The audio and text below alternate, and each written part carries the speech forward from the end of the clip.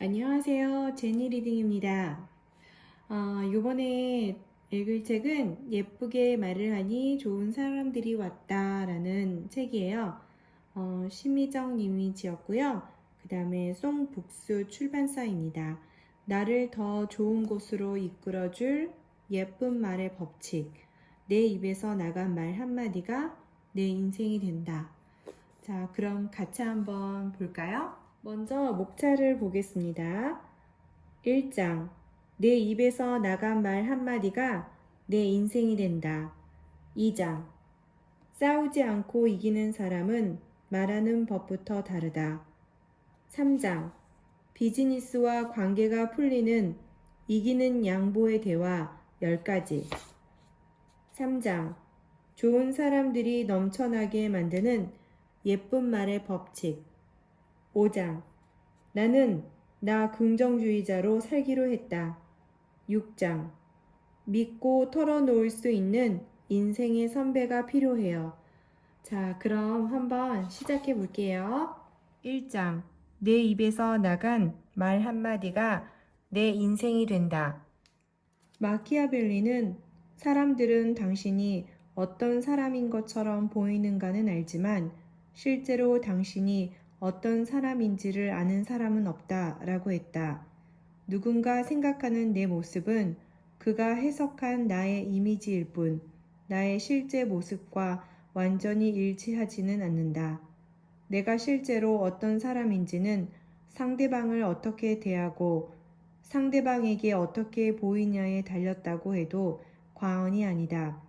따라서 부당한 일을 당해 억울하거나 세상이 나를 부당하게 평가한다고 생각된다면 잘잘못을 가리기 전에 내 이미지가 상대에게 어떻게 전달되고 있는지 살펴봐야 한다. 남의 시선에 민감하고 시기 질투가 많으며 언제나 누군가를 흠집내고 내가 다칠까 꽁꽁 싸매고 있는 이들의 특징이 뭘까?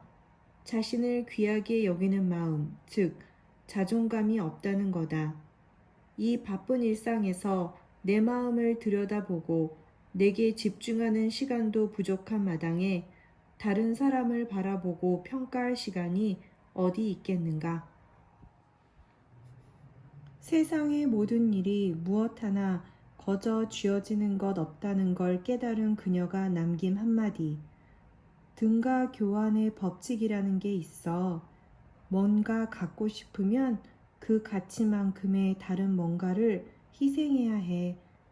이 세상은 이 등가 교환의 법칙에 의해 돌아가. 등가 교환이란 경제학에서 사용되는 용어로 어떤 상품의 가치와 가격이 일치하는 교환을 뜻한다. 이때의 가치란 단순한 쓰임새, 즉 효용 가치만을 뜻하는 게 아니라 그 상품을 만들어내기까지 소요된 노동시간, 즉 생산 과정상의 가치까지 포함한다. 어떤 것을 만들어내기 위해 들어간 땀과 노력, 시간까지 모두 포함한 개념인 것이다. 무엇을 추구하든 우리 인생도 다를 바 없다. 원하는 것이 행복이든 성공이든 무언가를 얻으려면 반드시 그에 상응하는 노력과 희생, 얻는 것만큼의 대가를 치러야 한다.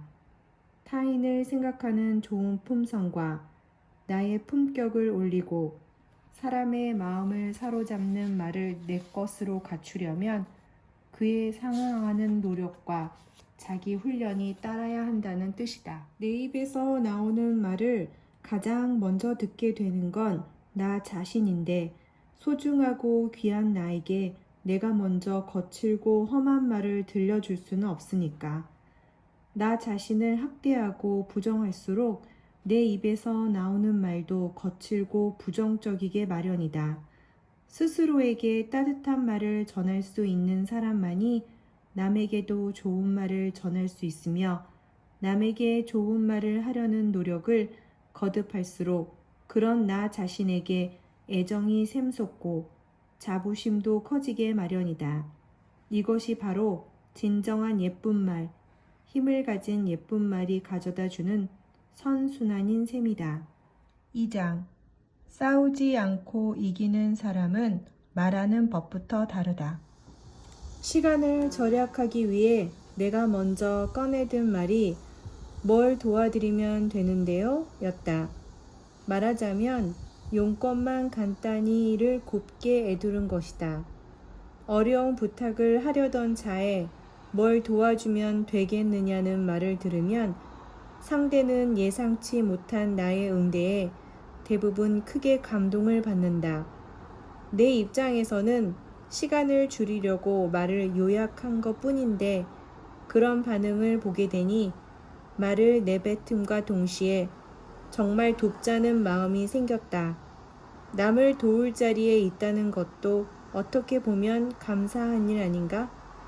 더욱이 언제 어느 때 내가 반드시 그들에게 도움을 구할 일이 또 있으니 일종의 투입한 비용이 날아가지 않는 저축성 보험 같다는 생각도 들었다.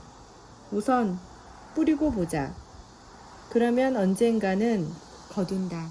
그래서 나는 업무상 누군가를 만날 때 지위 고하를 막론하고 뭘 도와드릴까요? 를 의식적으로 쓰곤 한다. 안부 인사를 물을 때도 뭐 필요한 거 있어? 내가 도울 일이 있나? 가 예사다. 그런데 도울 일이 있든 없든 내가 먼저 손을 내미는 것을 원칙으로 삼은 뒤 예상치 않게 남에게 도움을 받는 일이 많아졌다. 어렵게 생각하지 말자. 그저 내 곁에 누군가를 위해 내가 무엇을 할 수 있을지 생각해 보는 것으로 충분하다. 물론 내가 할 수 있는 선 안에서다. 범주를 넘어선 일이거나 어려운 상황이라면 솔직하게 말하면 된다. 그 자체로도 상대에겐 따뜻한 배려이니 말이다. 그렇게 뭘 도와드릴까요? 라고 먼저 묻다 보면 주변 사람들이 내가 모르는 사람조차 어느새 나를 응원하는 것을 발견할 것이다. 그들이 적극적으로 나를 돕지 않더라도 최소한 적이 되진 않는다는 얘기다. 당연히 적을 만들지 않으면 삶은 한결 가볍고 쉬워진다. 오늘 당신은 누군가에게 어떤 도움을 주었나? 혹시 당신으로 인해 상처받은 사람은 없었나? 주아드 비브르 호텔의 창립자 칩 콘리는 이렇게 말했다. 배품은 100m 달리기에는 쓸모가 없지만 마라톤 경주에서는 진가를 발휘한다. 많은 심리학자들이 말한다. 미래에 대한 기대감, 건설적인 사고, 낙천적이고 긍정적인 마음가짐이 우리 삶을 유쾌하고 행복하게 만든다고. 우리가 인생을 살면서 겪게 되는 문제들을 여유 있게 자신감을 갖고 대할 수 있다면 실패를 승리로, 약점을 훌륭한 강점으로 만들 수 있다고 말이다. 이렇게 되려면 당연히 나쁜 습관과 열등감, 울적한 기분을 스스로 해결하려는 노력을 일상에서 실천해야 한다. 여러 가지 방법이 있겠지만 내가 늘 머릿속에 담고 실천하려고 노력하는 것은 하나다. 어렵거나 복잡하지 않다. 그저 내가 내뱉은 말에 주의하자는 것이다. 말 한마디로 제갈 공명을 만드는 법. 내가 스스로를 믿고 자신 있게 첫 발을 딛게 된 것은 해봐, 널 믿는다, 촉이 좋다, 처럼 내 안의 가능성을 구체적으로 명명해 준 말들 때문이었다. 어느 날인가 하루 종일 시리즈 기사를 기획하고 취재하고 돌아와 또다시 그 다음날 써야 할 기사 아이템을 찾고 있는 나를 발견하며 문득 이런 생각이 들었다. 아, 내가 유비를 만났구나. 이분이 나를 제갈 공명으로 키우는구나. 삼국지에 등장하는 수많은 영웅 호걸 중 유비의 존재감은 남다르다. 사실 유비는 비상한 책략을 낼 만큼 머리가 뛰어나지도 않았고 타고나길 저질 체력인 탓에 전장에 나가 제대로 싸우지도 못했다. 하지만 그에겐 삼국지 속의 그 어떤 책사나 용장도 당해낼 수 없는 능력이 있었으니 이른바 사람 사용법이다. 성질 더럽기로 둘째가라면 서러울 장비와 쉽게 마음을 내주지 않는 까다로운 관우를 아우르는 한편 대륙 각지의 인재를 발굴하고 그들의 숨은 능력을 극대화했다. 대표적인 예가 삼고초려의 일화를 남긴 제갈공명이다. 당시 제갈공명은 27의 신출내기 책사였다. 하지만 그의 잠재력을 알아본 유비는 자기보다 20살이나 어린 제갈공명을 스승이라 칭하며 함께하는 내내 능력을 마음껏 펼칠 장을 마련해 주었다. 행여 그가 잘못된 의견을 피력하더라도 제지하기보단 스스로 깨달을 때까지 침묵을 지켰다. 그런 무한 신뢰를 받은 제갈공명은 어느 순간 천하를 호령할 책략을 쏟아내는 최고의 지략가로 거듭났다. 유비가 없었더라면 우리가 아는 제갈공명은 존재하지 않았을지 모른다. 상대의 가능성과 가치를 알아보고 오직 격려와 지지의 말을 통해 더 큰 인물로 성장시켰으니 진정 고수의 일면이 아닐 수 없다. 3장 비즈니스와 관계가 풀리는 이기는 양보의 대화 10가지. 길을 가야 그 다음 길이 보인다. 시작을 하면 방법이 나온다. 시작이 반이라는 게 맞다. 혹 나머지는 2분의 1이 아니라 4분의 1, 8분의 1일 수도 있다. 일단 가라. 담대하게 떠나라. 국내 유명한 명품 브랜드 C 대표는 항상 어려워 보이던 일을 에라 모르겠다. 시작해보면 시작이 절반이 아니라 이미 그보다 더 나간 경우가 많았다. 그래서 시작만 하면 그 나머지가 8분의 1, 10분의 1에 불과할 수도 있다. 어떤 때는 이렇게 어려운 줄 알았으면 시작도 하지 않았을 텐데 모르고 시작해서 거머쥐기 어려운 성취를 맛보는 일도 허다했다 라고 고백했다. 하긴 해야겠는데 어떻게 해야 할지 모르겠다고? 그렇다면 당신은 아직도 핑곗거리를 찾고 있는 것이다. 원하는 일, 하고 싶은 일을 하는데 어떻게가 필요하진 않다. 밥을 먹고 물을 마시듯 그냥 하는 거다. 그냥, 막, 무조건, 지금 당장. 미국의 교육학자이자 철학자 존 듀이는 인간 본성에 존재하는 가장 강렬한 충동은 인정받는 인물이 되려는 욕구라고 했다. 다만 여기에도 기술은 있다. 생각하는 그 즉시 칭찬해야 한다. 행동이 아닌 그 사람을 칭찬하는 것이 중요한데 큰 것보다는 작은 것을 두루뭉실이 아닌 구체적으로 짚어내어 말해야 한다. 이것이 가능하려면 당연히 상대에 대한 관찰과 관심이 필수다. 세계적인 패션 컬럼니스트 수지 맨키스는 비즈니스상 첫 만남의 자리에서 상대를 면밀히 관찰한 후 그의 액세서리나 구두, 가방 등 겉으로 드러나는 아이템에 대해 어머 이거 재미있네요 라는 탄성을 던진다고 한다. 지금 당장 눈에 보이는 것을 찾아내 한마디 던지는 것. 처음엔 쑥스러울 수 있다. 하지만 한번 해보시라. 콕 찍어서 하는 관심 어린 칭찬을 거부하는 상대를 사실 본 적이 거의 없다. 이렇게 하면 상대의 호감을 단번에 훅 끌어낼 수 있을 것이다. Please help me. 이 말에 마음이 약해지지 않는 사람들을 사실 못 봤다. 너무 남발해서는 안 되겠지만 진심이 담긴 도와주세요에는 이상하게도 사람의 마음을 움직이는 힘이 있다. 생존 투쟁이니 약육 강식이니 하는 경쟁 논리가 팽배한 세상이지만 사실 사람은 드러내지 않을 뿐 경쟁만큼이나 공존과 배려의 DNA를 지니고 있다. 경험상 자신감이 넘치고 주관이 뚜렷한 사람일수록 도와달라는 말을 오히려 잘 쓴다. 이들은 나는 잘 모른다 라는 말도 잘한다. 어떤 일을 해내는 능력을 나 자신의 가치와 동일시하지 않기 때문에 뭔가 필요한 것이 있을 때 스스럼 없이 손 내밀 줄 알고 또 남의 부탁도 선뜻 들어준다. 자연히 얻고 배우는 것도 많다. 스스로 성장의 기회를 만들어 가는 셈이다. 사실 우리를 피곤하고 우울하게 만드는 건 눈에 보이는 가짜 완장이다. 눈에 보이지 않는 진짜 완장은 피곤과 우울을 불러오기는커녕 그 자체로 상대의 마음을 움직인다. 가졌지만 스스로를 낮추는 마음, 바로 겸손이다.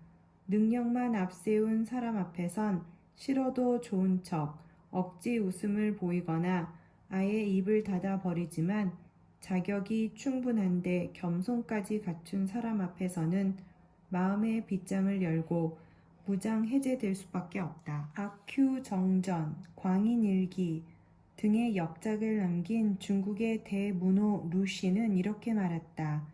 명망 있는 학자와 이야기를 할 때는 상대방의 말 가운데 군데군데 이해가 되지 않는 척 해야 한다.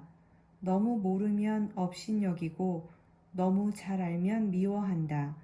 군데군데 모르는 정도가 서로에게 가장 적합하다. 이미지 설계 전문가 이종선은 따뜻한 카리스마에서 대화할 때 가장 중요한 수칙으로 1, 2, 3의 법칙을 들었다.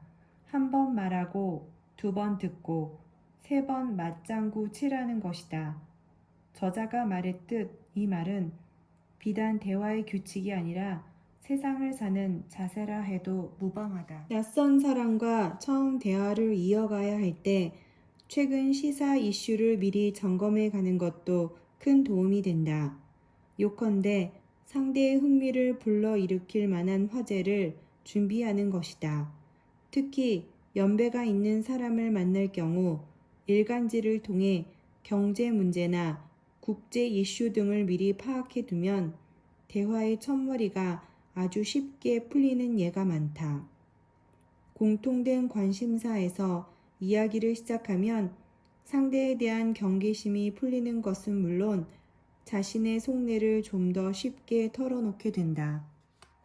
말하기에 있어 가장 중요한 것은 대화하는 요령이나 설득 기법 자체가 아니라 내가 말하려는 것에 나 스스로 얼마나 당당한가이다.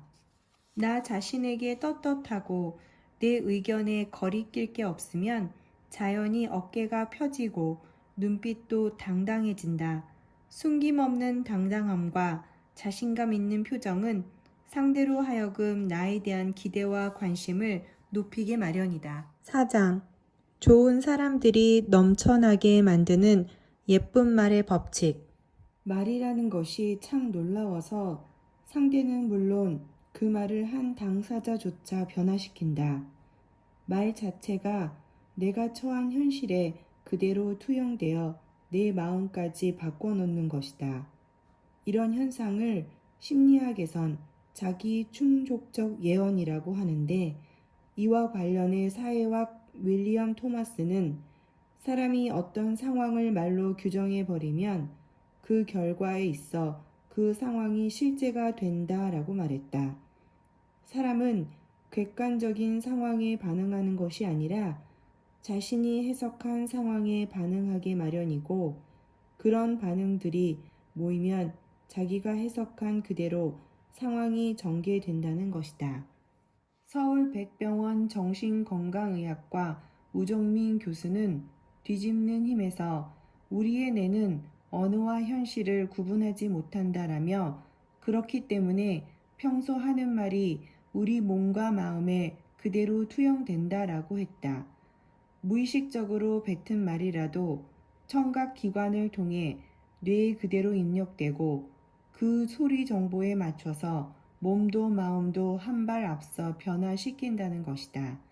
만일 누군가에게 사랑해, 잘하고 있어, 최고야, 멋져, 라는 말을 계속하면 그 예언이 상대의 행동에 강력한 동기부여가 되어 변화를 일으키는 것은 물론 그 말을 한 자신 역시 상대를 사랑스러운 사람, 잘하는 사람, 최고인 사람, 멋진 사람으로 인식하게 된다. 하인리의 법칙에 따르면 대형 사고가 발생하기 전에 그와 관련한 수많은 경미한 사고와 징후들이 반드시 존재한다고 한다. 즉, 삶에서 어떠한 일이 발생하기 전에 징조를 알아차려서 이를 미약하게나마 대응하고 피해갈 수 있는 사람을 아마도 우리는 현자라고 부르는 것 같다. 축을 세우고 사는 것은 기존의 것을 우려먹고 소진하면서 사는 삶이 아니라 새로운 것을 계속 받아들이고 깨어 있으면서 세상의 움직임에 대해 나를 열어놓는 것이라고 생각한다. 이 같은 과정을 통해 축적된 지혜를 이용해 스스로 삶의 길을 열어가면 인생의 문제를 조금이나마 남보다 쉽게 해결할 수 있지 않을까? 촉을 키우는 방법. 촉을 갈고 닦기 위해서는 인풋, 즉 무언가를 계속 집어넣어 수시로 나를 리뉴얼해야 한다. 외부에서 지속적인 수혈이 없으면 촉은 다시 무뎌지고 쓸모가 없어진다. 인풋은 여러 가지 방법을 통해 가능하다. 세상이 어떻게 돌아가고 있는지, 그래서 어떤 세상이 펼쳐질 것인지에 대해 미디어를 통해서건 책이건 좋은 사람들의 모임이건 언제 어디서든 정보를 받아들인다는 자세와 더불어 정보의 바닷속에 뛰어들어야 한다. 나는 나 긍정주의자로 살기로 했다. 그냥 주는 것 없이 나를 미워하고 질투하는 사람은 어떻게 극복해야 할까?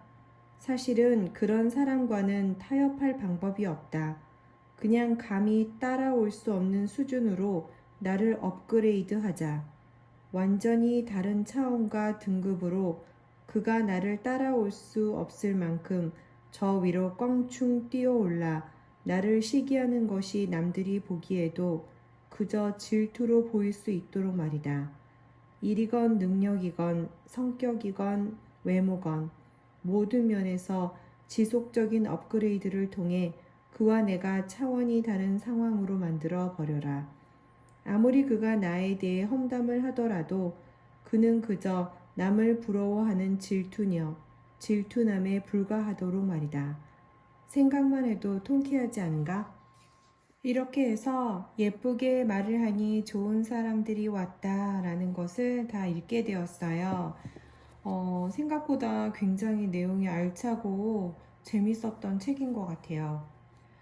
다음에는 말센스, 흥분하지 않고 우아하게 리드하는 말센스에 관해서 한번 읽어보겠습니다. 저와 계속해서 책을 읽고 싶다면 구독을 눌러주시고요. 내용도 좋았다 하면 좋아요도 눌러주세요. 그럼 다음에 또 만나요.